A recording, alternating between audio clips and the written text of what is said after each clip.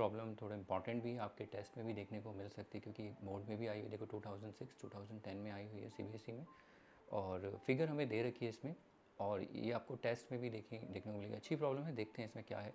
देखिए स्टार्ट करते हैं इस प्रॉब्लम को। फिगर ऑलरेडी गिवन है, और अगर ऑलरेडी गिवन है तो ऐसा नहीं है कि बच्चे फिगर नहीं बनाएंगे, आपको फिगर बनाना पड़ेगा। ओके, तो मैं इस फिगर को ऑलरेडी यूज़ कर रहा हूँ, तो ये मैं सोचना कि फिगर नहीं बनानी है, फिगर आपको रफली बनानी है यहाँ पर।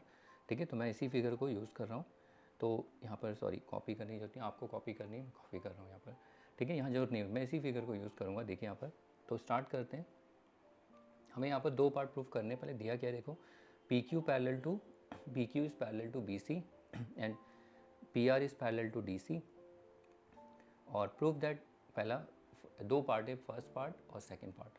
फर्स्ट पार्ट में A R upon A D, यानी A R upon A D is equal to A Q upon A B. दूसरा Q B upon A Q is equal to D R upon A are. Okay, इसको लेके आते हैं। सबसे पहले देखिए यार, जो हमें गिवन, यहाँ से यहाँ तक ये जो पार्ट होता है ये हमें गिवन होता है, याद रखना ये गिवन है, और ये हमें प्रूफ करना है। ओके, तो स्टार्ट करते हैं। सबसे पहले गिवन लिख देते हैं। गिवन क्या है, P Q is parallel to B C. तो अगर P Q parallel to B C है, देखिए P Q is parallel to B C, यहाँ से हम लिख सकते हैं A Q upon Q B is equal to, देखिए इस वाले ट्रायंगल में आप ये ट्रायंगल भी मेंशन कर सकते हैं, इन ट्रायंगल, अगर आपको और अच्छे से मेंशन करना है। तो सबसे पहले देखिए P Q parallel to B C है, तो यहाँ कौन सा ट्रायंगल है, in triangle A B C. P Q is parallel to B C. अब अगर P Q parallel to B C तो इसमें बी पी टी लग जाएगी ए बी सी में, क्या, A Q upon Q B is equal to A P upon P C. और यहाँ पर ये इक्वेशन, इसको लिख लीजिए इक्वेशन नंबर 1, और यहाँ पर रीज़न क्या देंगे, बाई बी पी टी। और फिर एंड इन ट्रायंगल, दूसरा ट्रायंगल ले लीजिए, दूसरा ट्रायंगल या ऐसे भी लिख सकते हैं, इन ट्रायंगल्स, ना लिख के इन ट्रायंगल्स ए बी सी, और दूसरा देखिए पी आर अपॉन इसी कौन से में, ए डी सी में वी हैव। तो देखो ए बी सी में P Q parallel to B C है, एंड दूसरा क्या है, P R is parallel to D C. तो ये पैरेलल किस में, ए डी सी ट्रायंगल में। अब यहाँ से हम लिख सकते हैं, देखिए रेशियो फिर से ए आर अपॉन में आर डी।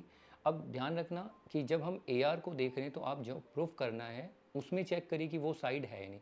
अब जैसे देखिए यहाँ पर ए आर लिखा है, तो मैं इसको आर ए भी लिख सकता हूँ, तो वो मतलब नहीं तो कन्फ्यूजन बहुत ज़्यादा हो जाएगी। अगर ए आर है तो ए आर लिखिए, फिर आर डी की जगह आप डी आर भी लिख सकते हैं, वो देखना पड़ेगा यहाँ पर है क्या। देखिए तो यहाँ अगर हम देखते हैं तो यहाँ पर डी आर है, तो आप इसको आर डी लिखेंगे या डी आर, ये देख के चलना है। तो आप डी आर लिखेंगे तो कन्फ्यूजन बहुत ज़्यादा हो जाएगी। तो यहाँ लिखेंगे ए आर अपॉन में D are, not R D. A R upon में आर डी नहीं, डी आर, उसके अकॉर्डिंग लिखना जो क्वेश्चन में दिए, इज इक्वल टू फिर अगला A P upon P C. इसकी तो जरूरत नहीं है, कोई नहीं, वो तो आप लिख सकते हैं, यहाँ तो ऐसा कुछ दे नहीं रखा। जब कुछ नहीं दिया हो तो अपने हिसाब से ले लीजिए, ए P upon this upon this. ये हो गए सेकंड। अब ये दूसरी बार आपको मेंशन करने की ज़रूरत नहीं है by B P T, because एक बार आपने मेंशन कर दिया है तो अब टीचर को भी पता चल जाता है आपको बी पी टी यूज़ करनी आती है, एंड यू नो कि वो कैसे आया है, तो इसलिए काफ़ी है पहली बार। ठीक है, तो ये देखिए इक्वेशन फर्स्ट और सेकेंड आपको पास आ गई है। तो यहाँ पर अगर हम देखें दोनों का आर एच एस, देखिए दोनों इक्वेशन में दोनों का आर एच एस बराबर है, तो what can you say about their L H S, तो L H S will be so same, तो एल एच एस भी सेम हो जाएंगे। तो यहाँ लिखना from equation first and second we get what we get. यहाँ पर देखिए दोनों L H S R H S जो है, आर एच एस सेम है, A P upon P C, A P upon P C, तो एल एच एस भी same होंगे, A Q upon Q B is equal to A R upon D R. तो अगर आप देखें तो यहाँ से ये पार्ट हमारा जो सेकंड पार्ट है वो प्रूफ हो जाता है, लेकिन Q B upon A Q है यहाँ पर, अगर आप देखिए Q B upon A Q बस उल्टा है इसमें, क्यू बी यहाँ पर क्यू बी न्यूमरेटर में है, यहाँ पर डिनोमिनेटर, कोई बात नहीं, यहाँ पर रेसिप्रोकल कर दीजिए दोनों साइड। तो देखेंगे दूसरा पार्ट पहले प्रूफ हो गया। तो ऐसा कुछ नहीं है कि बच्चे बोलते पहला पहले ही प्रूफ करना है, ऐसा कुछ ज़रूरी नहीं है। अगर सेकंड पार्ट आ गया तो उसको आप प्रूफ कर सकते हैं। तो यहाँ पर हम लिख सकते हैं रेसिप्रोकल ले लीजिए, लिखने की जरूरत नहीं है, taking reciprocal on both side, सीधा डायरेक्ट दिस इम्प्लाइज। ठीक है, इसके बाद हम ये लिख सकते हैं D R upon A are. अब यहाँ लिख देना दिस प्रूफ्स पार्ट तो ये पार्ट 2 जो है यहाँ पर सेकंड पार्ट हमारा प्रूफ हो जाता है। अब फर्स्ट पार्ट को हम कैसे प्रूफ करेंगे, देखिए फर्स्ट पार्ट के लिए हमें क्या चाहिए, ए क्यू अपॉन ए बी, आप ये देख रहे हैं ये दिस अपॉन फुल रेशियो चाहिए। तो इसके लिए आप क्या करिए, यहाँ पर ट्रिक है थोड़ी सी, आप यहाँ से भी स्टार्ट कर सकते हैं, इससे भी स्टार्ट कर सकते हैं, ये आपकी मर्जी है। इन दोनों में से कोई भी इक्वेशन आप यूज़ कर सकते हैं। देखिए either you can use this equation or you can this, कोई भी दोनों में से। तो मैं आपको बोलूँगा ये वाली इक्वेशन ही बेटर है, क्यों सॉरी ये वाली नहीं, ये वाली इक्वेशन आप यूज़ करिए, इसको इक्वेशन हम थर्ड दे देते हैं, ये सबसे बेस्ट रहेगी, ठीक है। तो अब यहाँ पर नाउ फ्रॉम इक्वेशन थर्ड, तो इक्वेशन थर्ड को अगर हम देखें तो वो हमारे पास क्या है, क्यू बी अपॉन में A Q is equal to D R upon में ए आर। फिर नेक्स्ट आगे याद रखना, जब भी इक्वेशन को कंटिन्यू करते हैं तो दिस इम्प्लाइज का साइन हम यूज़ करते हैं, यानी एरो जो होता है इसे बोलते हैं दिस इम्प्लाइज। ये अभी आप नहीं समझेंगे, 11th क्लास में आप देखेंगे रीजनिंग में, ओके। तो उसके बाद जब भी आपको इक्वेशन को कंटिन्यू करना है इस एरो से कंटिन्यू करिए।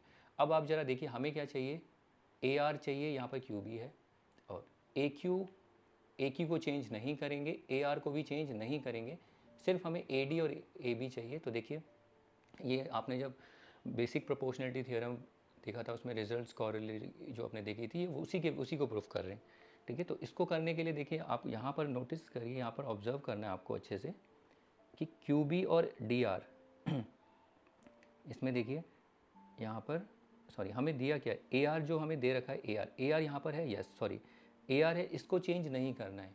फिर और ए क्यू को भी चेंज नहीं करना है, सिर्फ हमें ए डी ए बी लाना है ही नहीं, तो हमें सिर्फ क्यू बी और डी आर को चेंज करना है। तो क्यू बी और डी आर कहाँ, फिगर से ही चेंज करेंगे।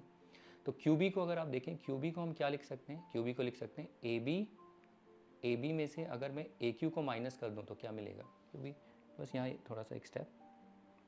तो क्यू बी को मैं क्या लिख सकता हूँ, ए बी, थोड़ी ज्योमेट्री यूज़ करनी है, माइनस ए क्यू और ये अपॉन में ए क्यू। अब आप समझ गए हैं क्या करना है अगला स्टेप। फिर डी आर में भी वैसे ही देखिए, अगर डी आर को देखें, डी आर को हम क्या लिख सकते हैं, ये जो डी आर है इस डी आर को हम कैसे निकालेंगे, ए डी में से ए आर को माइनस कर दीजिए तो आपको डी आर आ जाएगा। तो इसको हम लिख सकते हैं A D minus A R upon में डी आर, ये आया। अब उसके बाद आगे आपको स्प्लिट करना है अगला स्टेप, तो यहाँ होगा A B upon A Q minus A Q upon A Q, और यहाँ पर ए डी अपॉन में D R minus A R upon में, सॉरी यहाँ गलत कर दिया मैंने, ए डी अपॉन में ए आर है ना, ओके यहाँ डी आर मैंने गलत लिख दिया, सॉरी ए आर होगा क्योंकि ए आर है ना तो वो डी आर नहीं आएगा, तो इसलिए यहाँ गलत कर रहे हैं, यहाँ ए आर। अब देखिए ये कैंसिल होके 1, ये भी कैंसिल होके 1, तो कितना आया, A B upon A Q minus 1 A D upon A R minus 1। अब आपको बताइए दोनों माइनस वन कैंसिल हो जाएंगे, क्योंकि या तो आप इस माइनस को इधर ले जाइए, ये +1 हो जाएगा तो ये 0 हो जाएगा, या इस -1 को इधर ले आओ, ये प्लस तब भी 0, तो दोनों ही कैंसिल हो जाएंगे। तो हमारे पास क्या बच जाता है final, A B upon A Q is equal to A D upon A R. तो चेक करिए, आई थिंक यही है हमारा पार्ट फर्स्ट जो प्रूफ हो गया। देखिए ए आर अपॉन ए डी, लेकिन ये अभी ठीक नहीं है। तो अगर हम देखें यहाँ पर तो देखो ए आर अपॉन में ए डी, यहाँ पर आ रहा है A D upon A R, A Q upon A B, और ये A B upon A Q, मतलब उल्टा आ रहा है, तो रेसिप्रोकल कर दो बस। इसमें अब इनका रेसिप्रोकल करेंगे तो क्या आएगा, A Q upon A B A R upon A D. याद रखना जब भी इक्वेशन को कंटिन्यू करोगे एरो के साथ, दिस इम्प्लाइज, ऐसे नहीं कि इक्वल इक्वल लिखते चले जाओगे। अब बस आगे का लास्ट स्टेप ये होगा, A R upon A D हमें एल एच एस में चाहिए is equal to A Q upon A B, और ये हो गया दिस प्रूफ्स पार्ट 1। तो देखिए आप चेक कर सकते हैं ये हमारा आ गया, तो A R upon A D A R upon A D और A Q upon A B, okay. तो ये बहुत अच्छा प्रॉब्लम है, इसको प्रैक्टिस करना आप, ये एग्ज़ाम में भी आया है और आपके टेस्ट में भी देखने को मिल सकता है, ओके। इसको और भी तरीके से कर सकते हैं, 1 ऐड करके, वो थोड़ा सा कन्फ्यूजन सा हो सकता है उसमें, फिर वो रट्टा वाला हो जाएगा, इसलिए मैं बता नहीं रहा हूँ। सिंपल वो ज्योमेट्री आप यूज़ करिए, इसमें ज्योमेट्री है, थोड़ा प्रैक्टिस करोगे। अगर आपने रिजल्ट यूज़ किए हैं बीपीटी के, देखो रिजल्ट वाली वीडियो अगर अच्छे से प्रैक्टिस की तो वो ही सेम चीज़ आपको देखने को मिलेगी, ओके। तो ये हो गए क्वेश्चन, इसको ट्राई करिए। चलिए इसके बाद और क्वेश्चन देख लेते हैं।